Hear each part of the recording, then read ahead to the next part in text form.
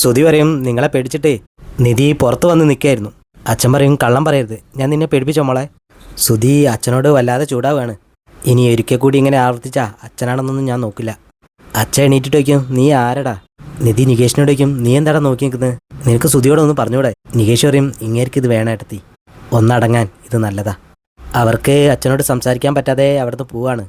നിധി പിന്നെയും സാന്ദ്രയെ വിളിക്കാണ്. സാന്ദ്ര വയ്ക്കും ഇതാണല്ലേ പുതിയ നമ്പർ, ഞാൻ സേവ് ചെയ്ത് വെച്ചിട്ടില്ല. നിധി അച്ഛൻ്റെ കാര്യങ്ങളൊക്കെ ചോദിക്കും. ഞാൻ അച്ഛനെ വിളിച്ചിരുന്നു, പക്ഷേ സംസാരിച്ചില്ല. സാന്ദ്ര വയ്ക്കും നിനക്കവിടെ സുഖമാണോ.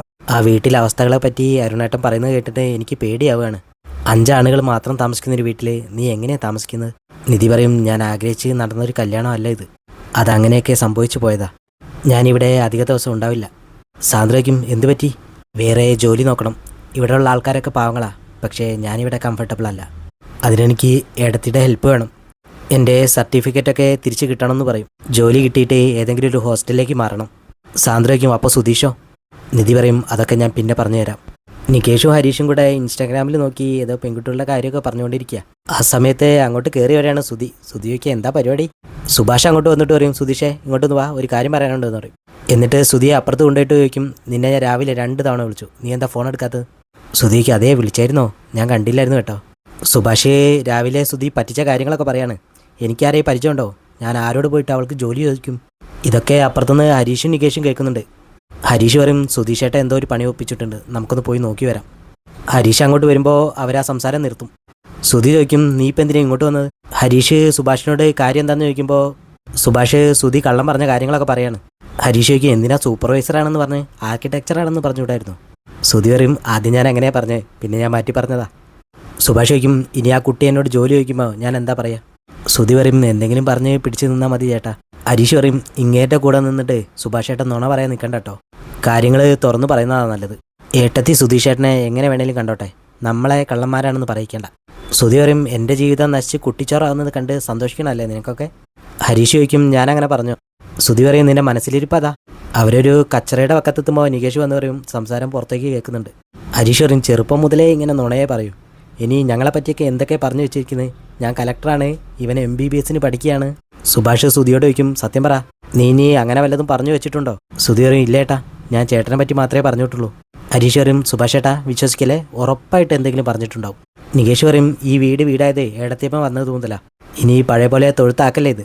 നിധിയുടെ അമ്മ സാന്ദ്രയോട് നിധിയെ പറ്റിയുള്ള ഓരോ കാര്യങ്ങൾ ഇങ്ങനെ പറയാണ്.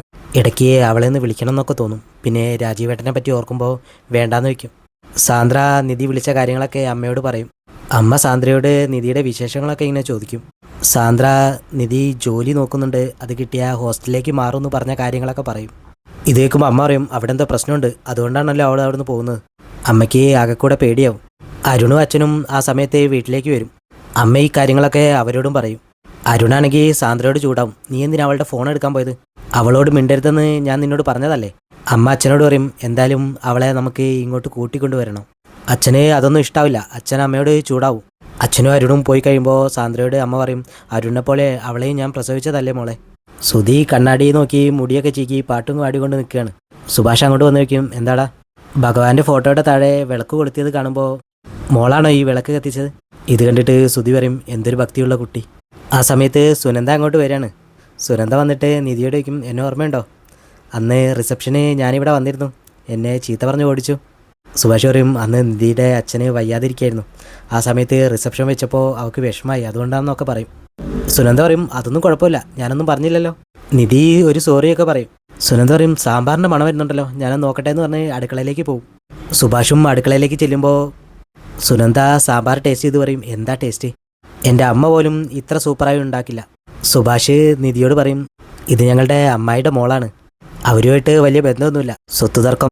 സുനന്ദ ബാവ അവളെ ഇടയ്ക്കിടയ്ക്ക് ഇവിടെ വരും, അവൾക്ക് സുഭാഷേട്ടനോട് ചെറിയൊരു ഇഷ്ടമുണ്ട്. ഇനി സുനന്ദയുടെ കുറച്ച് പ്രണയ സല്ലാപങ്ങളൊക്കെ ഉണ്ടാവും, വാ നമുക്ക് നോക്കാമെന്ന് പറഞ്ഞിട്ട് അവർ രണ്ടുപേരും കൂടി വാതിലിൻ്റെ അടുത്ത് വന്ന് നോക്കി നിൽക്കുകയാണ്. സുനന്ദ സുഭാഷിനെ ഇങ്ങനെ പൊക്കി പറയാണ്. ഇത് കേട്ടിട്ട് സുധി പറയും കേട്ടോ, ഇതാണ് ഇവളെ എന്നും വന്ന് പറയുന്നത്. നിധിക്കും അവർ തമ്മിൽ ലവ് ആണോ. സുധി പറയും ലവ് എന്നൊന്നും പറയാൻ പറ്റില്ല,